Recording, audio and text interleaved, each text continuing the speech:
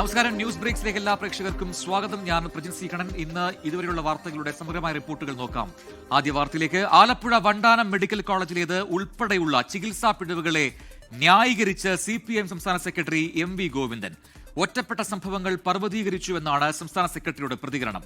ആരോഗ്യമന്ത്രി വീണ ജോർജിന് പിന്തുണയുമായി മന്ത്രി സജി ചെറിയാനും രംഗത്തു വന്നു. അതേസമയം നിർമ്മാണം പൂർത്തിയാക്കാതെ പത്തനംതിട്ട ജനറൽ ആശുപത്രിയുടെ ഉദ്ഘാടനം നിർവഹിക്കാൻ ഒരുങ്ങുന്നു എന്നാരോപിച്ച് ആരോഗ്യമന്ത്രിക്കെതിരെ യൂത്ത് കോൺഗ്രസ് വീഡിയോ പുറത്തിറക്കി. ചികിത്സാ പിഴവ് വ്യക്തമായിട്ടും ഒറ്റപ്പെട്ട സംഭവമെന്ന് പറഞ്ഞ് നിസ്സാരവൽക്കരിക്കുകയാണ് CPIM സംസ്ഥാന സെക്രട്ടറി MV ഗോവിന്ദൻ. ലക്ഷക്കണക്കിന് സർജറി കേരളത്തിൽ നടക്കുന്നു.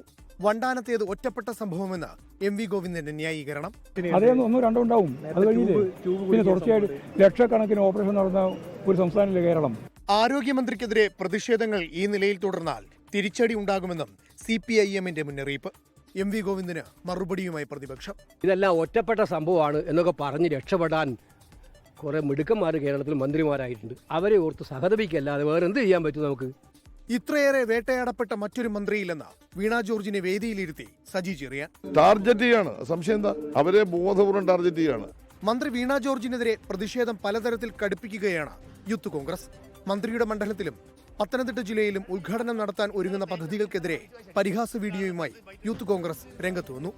ഒരു പാരലൽ റോഡ് സംവിധാനമില്ലാതെ 20 ദിവസമായി കോൺക്രീറ്റ് പൊളിച്ചത് ഉദ്ഘാടനത്തിന് വേണ്ടി മന്ത്രി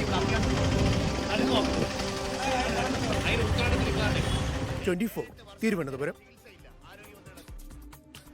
വണ്ടാനം മെഡിക്കൽ കോളേജിൽ ശസ്ത്രക്രിയക്കിടെ വയറ്റിൽ കത്രിക മറന്നുവച്ച സംഭവത്തിൽ ഡോക്ടർ J ഷാഹിദയ്ക്ക് വീഴ്ചയില്ലെന്ന് അന്വേഷണ സമിതി. പ്രോട്ടോകോൾ പാലിക്കാനാകാത്തതും ജീവനക്കാരുടെ കുറവും ചൂണ്ടിക്കാട്ടിയുള്ള അന്വേഷണ റിപ്പോർട്ട് ആരോഗ്യമന്ത്രി വീണ ജോർജിന് കൈമാറും. അതേസമയം ശസ്ത്രക്രിയാ പിഴവിൽ കൂടുതൽ പേരെ പ്രതി ചേർക്കാനാണ് പോലീസിന്റെ നീക്കം. നിലവിലെ ഏകപ്രതി 2021 ശസ്ത്രക്രിയ നടത്തിയ വൈദ്യസംഘത്തിന്റെ മേധാവി ഡോക്ടർ ലളിതാംബിക കരുണാകരൻ മാത്രം. അറസ്റ്റ് ഉടനുണ്ടാവുമെന്നാണ് സൂചന. പ്രതിപട്ടിക വിപുലീകരിക്കാനുള്ള നടപടികളും പോലീസ് തുടങ്ങി. 1 നിന്ന് 9 പ്രതികളുടെ എണ്ണം വർദ്ധിച്ചേക്കും. ഉഷ ജോസഫിന് ശസ്ത്രക്രിയ നടത്തിയ ഡോക്ടർ J ഷാഹിദ, നഴ്സിംഗ് ഓഫീസറായിരുന്ന PS ധന്യ എന്നിവരെ പ്രതി ചേർക്കും. സംഘത്തിലുണ്ടായിരുന്ന 9 പേരുടെ മുഴുവൻ വിവരങ്ങളും പോലീസ് ശേഖരിച്ചു. ഉഷയുടെ മെഡിക്കൽ രേഖകളും ആശുപത്രിയിൽ നിന്ന് കസ്റ്റഡിയിലെടുത്തു. ആരോഗ്യമന്ത്രി നിയോഗിച്ച അന്വേഷണ സംഘം തയ്യാറാക്കിയത് വിചിത്ര അന്വേഷണ റിപ്പോർട്ട്. ശസ്ത്രക്രിയയിൽ പ്രോട്ടോകോൾ പാലിച്ചില്ല. ജീവനക്കാരുടെ എണ്ണം കുറവായിരുന്നു. പക്ഷേ ഡോക്ടർക്ക് വീഴ്ചയില്ല. പിഴവിന്റെ ഉത്തരവാദി ആരെന്ന കണ്ടെത്തലും റിപ്പോർട്ടിലില്ല. ശസ്ത്രക്രിയ കൃത്യമായി പൂർത്തീകരിച്ചെന്നും പിഴവുകളില്ലെന്ന് ഉറപ്പിച്ച ശേഷമാണ് തുന്നിക്കെട്ടിയതെന്ന സംഘാംഗങ്ങളുടെ മൊഴിയും റിപ്പോർട്ടിലുണ്ട്. ഉഷയുടെ വയറ്റിൽ നിന്ന് ശസ്ത്രക്രിയയിലൂടെ പുറത്തെടുത്ത ആർട്ടറി ഫോർസെപ്സ് നാളെ ശാസ്ത്രീയ പരിശോധനയ്ക്ക് തിരുവനന്തപുരം ഫോറൻസിക് ലാബിലേക്ക് അയക്കും. ഉപകരണത്തിന്റെ കാലപ്പഴക്കം കണ്ടെത്തുകയാണ് ലക്ഷ്യം. 24 ആലപ്പുഴ. തിരുവനന്തപുരം നെടുമങ്ങാട് ജില്ലാ ആശുപത്രിയിൽ പ്രസവ ശസ്ത്രക്രിയക്കിടെ കുഞ്ഞു മരിച്ച സംഭവത്തിൽ ഡോക്ടർ ബിന്ദു സുന്ദറിന് ഗുരുതര വീഴ്ചയെന്ന് അന്വേഷണ റിപ്പോർട്ട്. സിസേറിയൻ നടത്താൻ കാലതാമസമുണ്ടായി, തീരുമാനമെടുക്കാൻ ഡോക്ടർ വൈകി എന്നും കണ്ടെത്തൽ. 3-അംഗ സമിതി ആരോഗ്യ ഡയറക്ടർക്ക് റിപ്പോർട്ട് കൈമാറി. തിരുവനന്തപുരം നെടുമങ്ങാട് ജില്ലാ ആശുപത്രിയിൽ പ്രസവ ശസ്ത്രക്രിയക്കിടെ നവജാത ശിശു മരിച്ച സംഭവത്തിൽ ഗൈനക്കോളജിസ്റ്റ് ഡോക്ടർ ബിന്ദു സുന്ദറിന് ഗുരുതര വീഴ്ചയുണ്ടായതായി കണ്ടെത്തൽ. 3-അംഗ അന്വേഷണ സംഘം ആരോഗ്യവകുപ്പ് ഡയറക്ടർക്ക് നൽകിയ റിപ്പോർട്ടിലാണ് വീഴ്ച ചൂണ്ടിക്കാട്ടുന്നത്. ആരോഗ്യ വിവരം ബന്ധുക്കൾ തുടരെ അറിയിച്ചിട്ടും സിസേറിയൻ നടത്താൻ കാലതാമസമുണ്ടായി. സിസേറിയൻ നടത്തുന്നതുമായി ബന്ധപ്പെട്ട് തീരുമാനമെടുക്കാൻ ഡോക്ടർ വൈകി. കുഞ്ഞിന് വളർച്ചക്കുറവുണ്ടായിരുന്നത് കാര്യങ്ങൾ സങ്കീർണമാക്കി. ഡോക്ടർ ബിന്ദു സുന്ദറിന് 2 തവണ വീട്ടിലെത്തി പണം നൽകിയെന്ന ബന്ധുക്കളുടെ ആരോപണവും റിപ്പോർട്ടിൽ പരാമർശിച്ചിട്ടുണ്ട്. നിലവിൽ അന്വേഷണ വിധേയമായി സസ്പെൻഷനിൽ തുടരുകയാണ് ഡോക്ടർ ബിന്ദു സുന്ദർ. ഡോക്ടർക്കെതിരെ സ്വീകരിച്ച നടപടിയിൽ പ്രതിഷേധിച്ച് KGMOയെ നാളെ മുതൽ കടുത്ത സമരമുറകളിലേക്ക് നീങ്ങാനാണ് തീരുമാനം. നെടുമങ്ങാട് ജില്ലാ ആശുപത്രിയിൽ OP ബഹിഷ്കരണം തുടരും. 24 തിരുവനന്തപുരം. ശബരിമല സ്വർണ്ണക്കൊള്ളയിൽ തന്ത്രി കണ്ഠരര് രാജീവർക്ക് ജാമ്യം അനുവദിച്ച കൊല്ലം വിജിലൻസ് കോടതി ഉത്തരവിനെതിരെ നിയമമന്ത്രി P രാജീവ്. വിധിയിൽ അസാധാരണത്വമെന്നും സുപ്രീംകോടതി വിധി പോലെയെന്നുമാണ് പ്രതികരണം. അതിനിടെ വിധിയിലെ പരാമർശങ്ങൾ റദ്ദാക്കണമെന്നാവശ്യപ്പെട്ട് ഹൈക്കോടതിയെ സമീപിക്കാൻ SIT നീക്കം തുടങ്ങി. തന്ത്രി പെരുങ്കള്ളന്മാരുടെ കൂട്ടത്തിലാണെന്ന് CPM സംസ്ഥാന സെക്രട്ടറി MV ഗോവിന്ദനും തന്ത്രിയെ മനഃപൂർവ്വം കുടുക്കിയതാണെന്ന് പ്രതിപക്ഷവും പ്രതികരിച്ചു. തന്ത്രി കണ്ഠരര് രാജീവർക്കെതിരെയുള്ള ആരോപണങ്ങൾ പ്രഥമദൃഷ്ട്യാ നിലനിൽക്കുന്നതല്ല, തന്ത്രിക്കെതിരെ തെളിവുകളില്ല തുടങ്ങിയ പരാമർശങ്ങളാണ് ജാമ്യം അനുവദിച്ചുള്ള കൊല്ലം വിജിലൻസ് കോടതിയുടെ ഉത്തരവിലുള്ളത്. ഈ പരാമർശങ്ങൾ റദ്ദാക്കണമെന്നാവശ്യപ്പെട്ടാണ് പ്രത്യേക അന്വേഷണ സംഘം ഹൈക്കോടതിയെ സമീപിക്കുക. തന്ത്രിക്കെതിരെ ശക്തമായ തെളിവുണ്ടെന്നും ഹൈക്കോടതിയെ അറിയിക്കും. ജാമ്യ ഉത്തരവിന്റെ പിൻബലത്തിൽ പ്രതിപട്ടികയിൽ നിന്ന് ഒഴിവാക്കാൻ ആവശ്യപ്പെട്ട് തന്ത്രി മേൽക്കോടതിയെ സമീപിക്കുന്നത് തടയുന്നതും SITയുടെ ലക്ഷ്യമാണ്. കൊല്ലം വിജിലൻസ് കോടതി വിധിക്കെതിരെ നിയമമന്ത്രി P. രാജീവ് രംഗത്തെത്തി. 90 ദിവസം കഴിഞ്ഞല്ലോ ജാമ്യം കൊടുക്കുക, അങ്ങനെയൊക്കെ കോടതിക്ക് തീരുമാനിക്കാം. പക്ഷേ ഒരു അവസാന വിധി പോലെ ഉള്ളതായിട്ടാണ് ഇതിനകത്ത് പരാമർശം കണ്ടിട്ടുള്ളത്. അത് ഒരു അസാധാരണത അതിനകത്തുണ്ട്. ഒരു തെളിവില്ല എന്ന മട്ടിൽ പറഞ്ഞിട്ടുണ്ടെങ്കിൽ അത് സാധാരണ സുപ്രീം കോടതിക്ക് പറയാനുള്ള അധികാരം നമ്മുടെ ഇപ്പോഴത്തെ സംവിധാനം വെച്ചുള്ളൂ.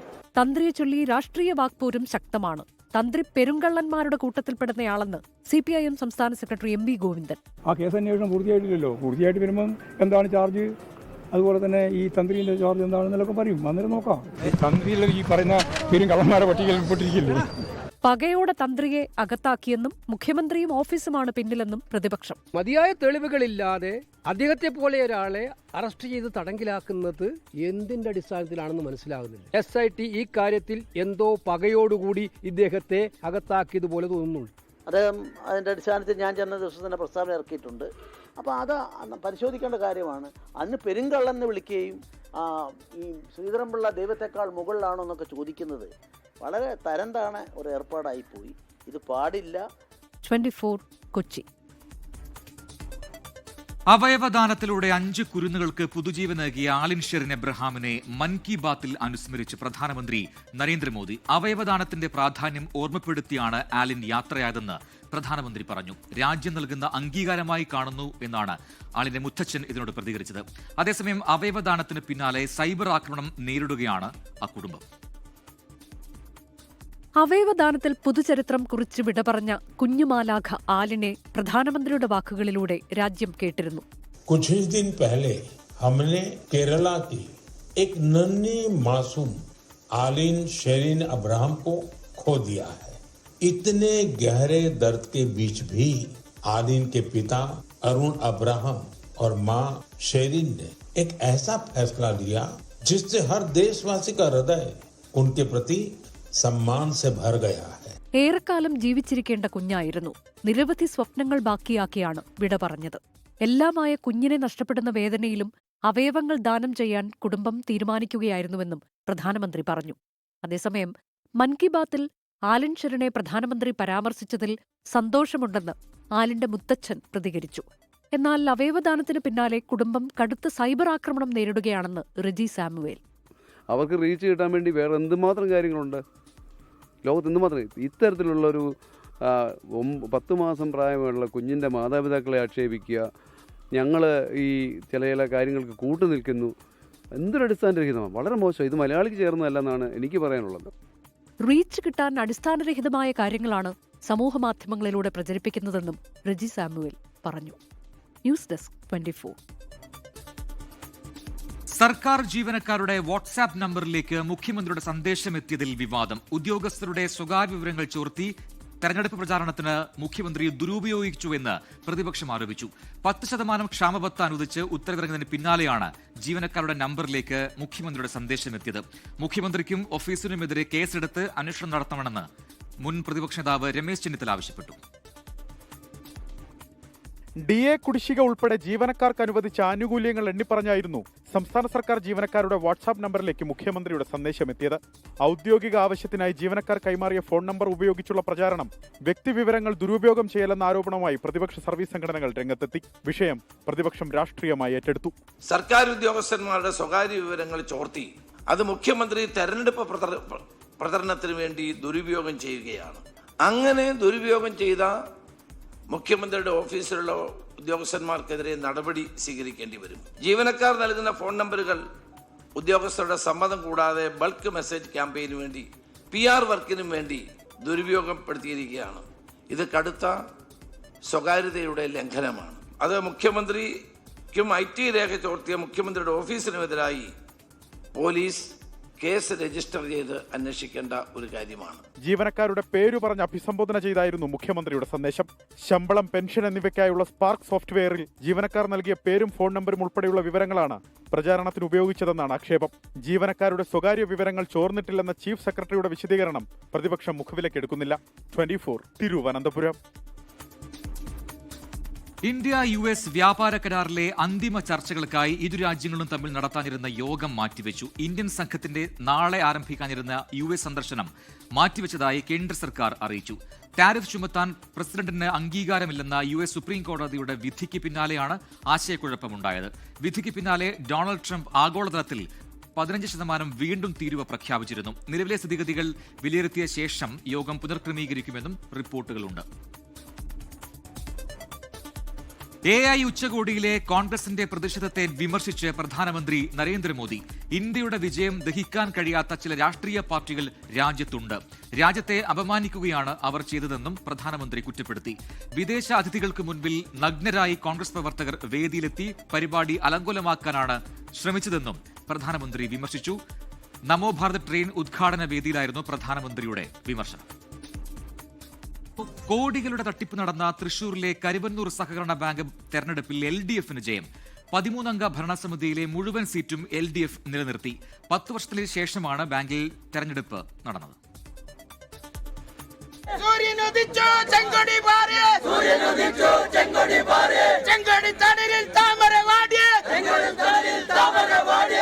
നിക്ഷേപകരെയാകെ പ്രതിസന്ധിയിലാക്കിയ കോടികളുടെ തട്ടിപ്പിന് ശേഷം കരുവന്നൂർ ബാങ്ക് ഭരണസമിതിയിലേക്ക് നടന്ന തെരഞ്ഞെടുപ്പിൽ ബാങ്ക് ഭരണം LDFന് തന്നെ.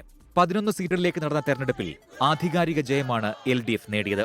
നേരത്തെ 2 സീറ്റുകളിൽ എതിരില്ലാതെ LDF സ്ഥാനാർത്ഥികൾ ജയിച്ചിരുന്നു. ആകെ പോൾ ചെയ്ത 3039 വോട്ടുകളിൽ 1700-ലധികം വോട്ടുകൾ CPIM നേതൃത്വം നൽകുന്ന പാനൽ നേടി. കോൺഗ്രസ് സ്ഥാനാർത്ഥികളെ നിർത്താതെ തിരഞ്ഞെടുപ്പ് ബഹിഷ്കരിക്കുകയായിരുന്നു. ജനങ്ങൾ ആഗ്രഹിക്കുന്ന രീതിയിൽ സുതാര്യമായി എല്ലാ പ്രശ്നങ്ങളും പരിഹരിക്കാൻ, ജനങ്ങളുടെ പ്രത്യേകിച്ച് സഹകാരികളുടെ എല്ലാ പ്രശ്നങ്ങളും പരിഹരിക്കാനാണ് ഞങ്ങൾ മുൻഗണന കൊടുക്കുന്നത്. ജനങ്ങൾ ഇപ്പോൾ ഞങ്ങളിൽ അർപ്പിച്ച ഈ ഏറ്റവും പ്രധാനപ്പെട്ട വിശ്വാസ്യത, ഞങ്ങൾക്ക് അനുകൂലമായിട്ടുള്ള ജനവിധി എന്ന് പറയുന്നത് യഥാർത്ഥത്തിൽ ഞങ്ങളെ കൂടുതൽ വിനയാനിതരാക്കുകയാണ്. കരുവന്നൂരിൽ EDയുടെ അന്വേഷണവും ഹൈക്കോടതി നടപടികളും നടക്കുന്നതിനിടെയാണ് LDF ഭരണസമിതി തിരിച്ചെത്തുന്നത്. നിയമസഭാ തെരഞ്ഞെടുപ്പെടുത്തിരിക്കെ കരുവന്നൂർ ബാങ്കിൽ വിജയിക്കാനായത് ഇടതുപക്ഷത്തിന് ആശ്വാസമാണ്. പാനലിൽ ഏറ്റവും കൂടുതൽ വോട്ട് നേടി ജയിച്ച CPIM തൃശൂർ ജില്ലാ കമ്മിറ്റി അംഗം ശ്രീലാൽ ആയിരിക്കും കരുവന്നൂർ ബാങ്കിന്റെ പുതിയ പ്രസിഡന്റെന്നാണ് സൂചന. 24 തൃശൂർ. ഇനി നിയമസഭാ തെരഞ്ഞെടുപ്പ് വാർത്തകൾ. വോട്ടുത്സവം.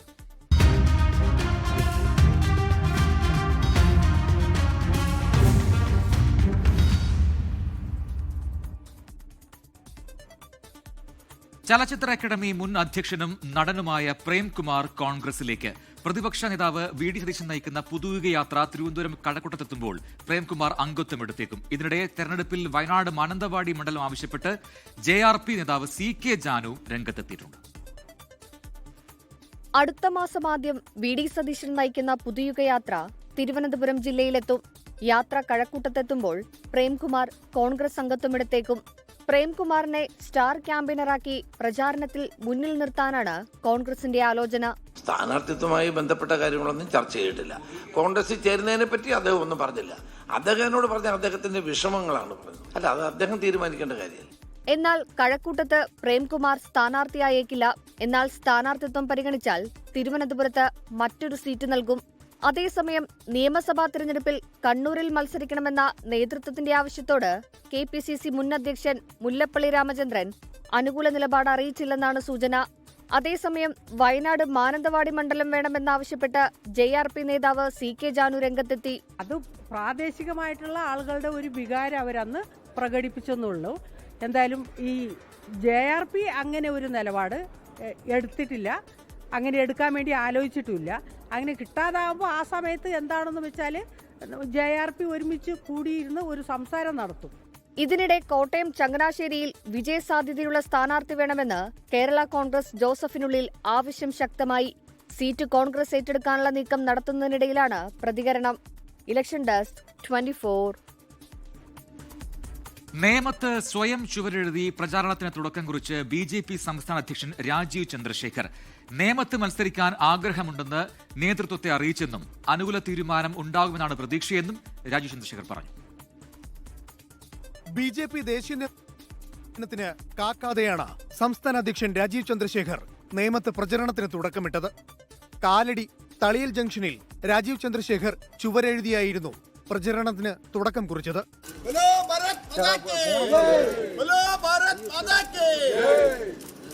സംസ്ഥാനത്ത് BJP പ്രചാരണം തുടങ്ങിയ ആദ്യ മണ്ഡലം കൂടിയായി നേമം. താൻ തന്നെ നേമത്ത് സ്ഥാനാർത്ഥിയായി വരുമെന്നാണ് പ്രതീക്ഷയെന്ന് രാജീവ് ചന്ദ്രശേഖർ പ്രതികരിച്ചു.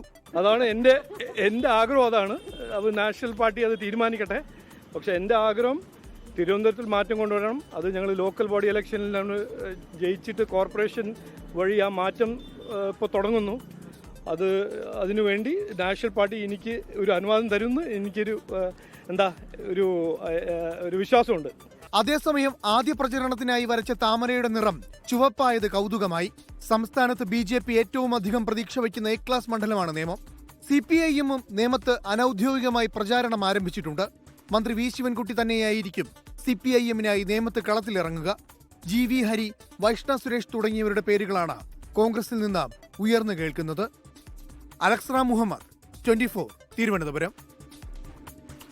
തമിഴക വെട്രിക്കഴകം അധ്യക്ഷൻ വിജയ് ചെന്നൈയിലെ പെരമ്പൂരിൽ മത്സരിക്കണമെന്ന് പ്രമേയം. ഇന്ന് ചേർന്ന ഭാരവാഹികളുടെ യോഗത്തിലാണ് പ്രമേയം പാസാക്കിയത്.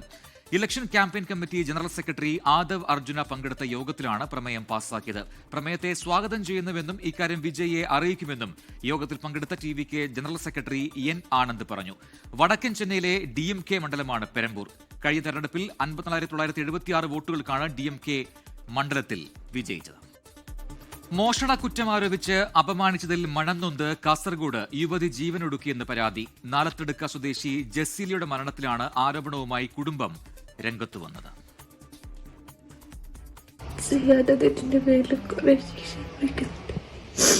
എന്റെ ഫ്രണ്ടിന്റെ ഉമ്മാന്റെ ഗോൾഡ് മിസ്സായിന് ഞാൻ എടുത്തെന്നാ പറയുന്നത്. ഞാൻ എടുത്തിട്ട് പോലും. ഒരാഴ്ച മുൻപാണ് മാസ്തിക്കുണ്ടിലെ ഭർത്തൃ വീട്ടിൽ നിന്ന് നാലത്തടുക്കയിലെ സ്വന്തം വീട്ടിലെത്തിയ ജസീല വിഷം കഴിച്ച് ആത്മഹത്യക്ക് ശ്രമിക്കുന്നത്. ബോവിക്കാനം സ്വദേശിയായ ആൺസുഹൃത്തും കുടുംബവും ചതിച്ചെന്ന് ചൂണ്ടിക്കാട്ടി ജസീല വീഡിയോ ചിത്രീകരിച്ചിരുന്നു. ഇതിന് പിന്നാലെയാണ് ആത്മഹത്യാ ശ്രമം. ആൺസുഹൃത്ത് ബിസിനസ് ആവശ്യങ്ങൾക്ക് വേണ്ടി ജസീലയിൽ നിന്ന് വാങ്ങിയ സ്വർണം യുവതി തിരിച്ചു ചോദിച്ചിരുന്നു. ഇതിന്റെ പ്രതികാര നടപടിയായി ജസീല 9.5 പവൻ സ്വർണം വീട്ടിൽ നിന്ന് മോഷ്ടിച്ചെന്ന് ആൺസുഹൃത്തിന്റെ മാതാവ് ആദൂർ പോലീസിൽ പരാതി നൽകി.